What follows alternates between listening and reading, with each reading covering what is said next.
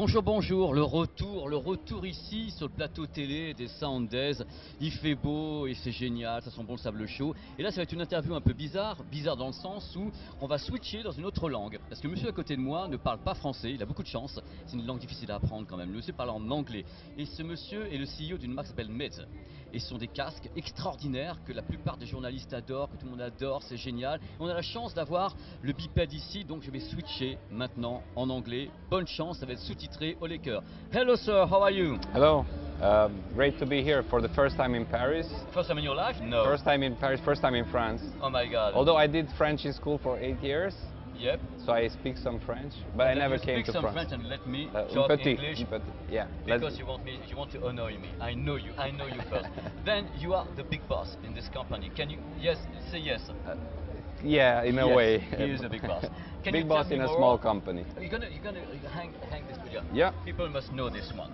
This one is your masterpiece. Tell me all about your brand. Where do you come from, sir? Yes. So my background is industrial design, and I was developing different kind of product from sport to medical equipment to in your own country. I mean, you are which country? Around the world. I worked in world. New York, LA, Amsterdam, Prague, Bangkok, and Delft. So I worked many places, different kind of products. But I always had a passion for art and music. So I always wanted to do something related to that. And at that time, in around 7 years ago or something like that, I was into headphones. I was traveling a lot, so I always needed personal audio because traveling every 3 months means you never had enough time to establish yourself, to have a nice stereo. So the headphones was my world. So at that time I realized that in the world of headphone, there is nothing that... Be careful to what you say. Yeah. There's some professional here, they're going to kill you. There's very good gear, yeah, very good gear. Black yeah. plastic headphones. Thank you. But, Thank you for that. But the issue was that I had a Fender guitar, a Stratocaster. I loved it. I still love it. Every time I look at it, it makes me want to play it, just looking at it. And I have a connection with it. And I realized that I would like to have something like that from headphones, because headphones you wear on your head many hours per day. At that time I was using them in the office, on the street, who knows, 6, 7, 8, 9 hours per day. And the headphones was just a simple black plastic shape, which I couldn't connect emotionally. So I wanted to create a headphone which, through its design, material, quality of build, would give me the same kind of feeling like my Stratocaster gave me. That feeling of intimacy and familiarity and connection. Like a part of you. It's going to be a part of you. Exactly. Entirely. Personal. Personal. It's personal audio, so it should be personal. Yeah, I understand. So this was your first product? This one? Before this, I did a lot of experiments. Yeah. Some people know, some people don't. Before this was launched 2015, but I started experimenting on headphones around 5 years earlier. But at that time, there was I had no budget for starting a new product, and I didn't really have the mindset to create a company. So I was just taking existing products, tweaking them, kind of like car tuning, you know, unprofessional car tuning, where you put a fender or a bumper or something, change the sound, enlarge the cavity, play around, very basic stuff. But by doing that, somehow some people liked even those products, which were, at this point looking back, they were not great. But it was where I learned. So. Correct. Yeah. Okay.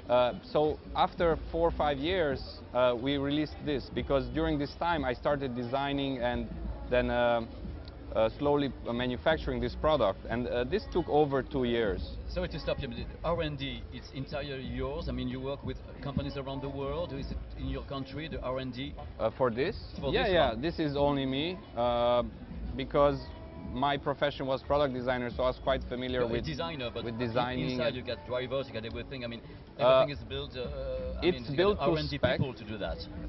There is, for headphones, a lot of ways to use drivers. You can build it from scratch, but for that you need an entire lab, a facility, or you can take existing structures and then adjust certain components. So you would do a custom membrane, a custom coil, custom magnets, and then you achieve in the end a unique product, but it's not from ground up built by you, Okay. which is not even realistic. I think very few companies build drivers from the ground up, very few. Like you could count them probably on one hand.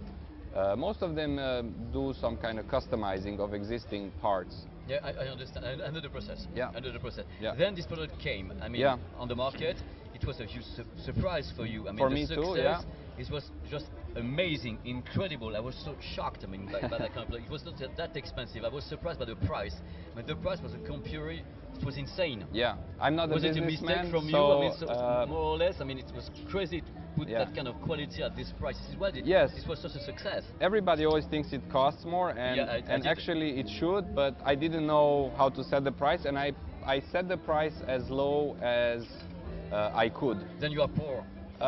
Yeah, let's just Yeah, say yeah, we're let's not just say it's making a poor man. a fortune of this, but it helped build the brand. Yep. And because we're very, our company is very self-sufficient, and we didn't ever take any investment. My goal was never to grow a business. I wanted to do headphone as a passion, and then somehow it turned into a business very organically, very naturally. And this allowed me to do it as I wanted, without an external pressure, at a slow pace. And even let's say financially it's not exceptional, but in time it adds up, and you can slowly develop more products. It's really your product. It's totally personal, Yeah. personal audio for your This product. one, You yes. got this one, you get another one after that, and now you've got a new one, a new product. I'm going to talk about it because Yeah. I'm very, very interested. I'm very curious. I'm a journalist, you know, and Yeah. I've seen this one. It's totally different. It's a huge It's a gap big leap, yep. It's a between very that big kind leap. of thing and this one. I mean, can you Yeah. tell me it's another technology? Everything is so different. I mean, Yes. can you explain to There me is when a you do lot that? going into this headphone. So because I'm a product designer, my dream was always to create something as original and as my way as possible. So always when you design products, from my experience, you always have very clear limitation. You have deadlines, you have budgets, you have all kinds of restrictions, you have a certain style imposed by some marketing team that did some research. So oftentimes you will find big companies who have great resources, that they will put products which are not as good as actually they could be, because besides their development team, which usually must be great, there is also other factors, the business department, which always limits you. And that's the truth. You're in chain, more or less. And Yes, with that kind of but- product, if you do it your way. I mean, I understand from the beginning. What kind of product is it? Is it the same kind of driver as this one? I mean, It's is very it different, Okay. and we managed to do this product because we found a very good technology partner to collaborate with. The name of the company is Rinaro. They're actually a Soviet-era research institute from Ukraine. They used to develop planar drivers. They still do. Can you explain with this planar? Because So, people must need to understand what is the difference between a driver as we know it. yes. an This average is one, a a planar. oversized. This is an oversized model of the actual membrane that's inside this driver. It's actually isodynamic driver, and this is inside here. It's called a hybrid array isodynamic driver. Why we call it hybrid is because it's got two trace pattern areas. The top part is switchback. The lower part is circular. It's spiral. And the top part is more efficient on low frequencies, while this side is more efficient on the high frequencies. The reason we did this is that, I'll open up the driver. Your ear hole, your ear canal falls somewhere on the lower part, somewhere here. So what happens is that through this structure we manage to funnel in the high frequency sounds straight into the ear canal before they get to bounce around inside the ear cup cavity, which is like a small room. Thus, It's totally magnetic, that kind of thing. I mean, when yes, you put it here, it's magnetic. This is a ferromagnetic mesh, and this attaches actually to the driver, To the driver. to the actual driver Does it have magnet. any effect when you put this here on the driver, or no effect? It has actually, they work together. They work together. Is what I wanted to Yes, hear. it's very original. Actually, there's a patent for this by Rinaro. And the magnets themselves have a stray field, right? The magnetic arc, the magnetic field. Usually when you put it on your head, that field basically is inside your head. But this mesh pushes it back. It pushes back the stray field into the driver, and thus increasing the efficiency actually of the driver. Every time you're doing it. Okay, Yep. it's great. I mean, it's a product that's going to be available, I mean, at the end of the year, at what price? I mean, We're trying to make it available this summer. this summer? Yeah, we're still having some very minor things to tweak. Yep. The design is frozen. It's pretty much ready. It's going to be like that. I mean, definitely you're not going to change anything on the design. The color is. I think it's beautiful. We have maybe 2-3 colors we're thinking about. Yep. One is a dark, discreet one. One is with copper color, and one is silver like this. Because at many shows in Japan, in New York, people really love this silver color. This one also highlights very well the aluminum Yep. parts, because actually there is 16 different components, and they're all made by CNC. This is a aluminum block, and you can see it's all machined. So every single component is individually machined, one at a time. The whole process is very long, but the result is a very high precision frame. We call it the aluminum skeleton. It's very light and strong, and it has also a finish quality that you cannot achieve with other methods. Regarding, I mean, the characteristic, I mean, technical parts. I mean, is it iOS compatible, 24 bits and everything compatible regarding the range frequency? So first of all, about wireless, right? Yep. Yes, it's not built to be used wireless. It's a high-end, full-size headphone. I'm not talking about wireless. I'm talking about the product by itself. I mean, is it iOS compatible? Yes, actually, the frequency range goes all the way from 10K up to 110. Yes. So that's crazy for the bats, you know, for the bats in the cave. Most measurements devices cannot even measure that. But the reason it goes that high is because the membrane of the driver itself, besides the structure, it has a very special treatment that is confidential. And this is the development of Rinaro. They are doing this for 30 years, so they're very specialized and have a very refined approach towards membranes for isodynamics.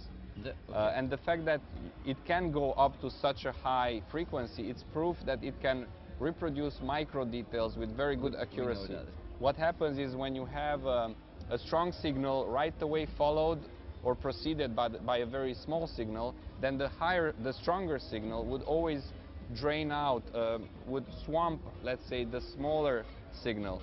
And the fact that this goes so high in frequency proves that actually it can reproduce a stronger signal and next to it a very small power signal at the same time. I understand. Then it's going to be, I mean, at the end of summer, you got any idea of the price of this product? I mean, any idea? Yes, I mean, the scale. An idea. It 3, 4, 5,000? Somewhere between 3 and 4. Okay, it's going to be, I mean, for the guys, I mean, who are your fans all over the world, it's going to be a big shock. It's a very big shock compared to the 99 gap, Classic. I mean, from this one to this one. Do you have another headphone like this coming more affordable? Yes, we are working. Our plan is, once we launch this, is to create different price points in between with different level of technology.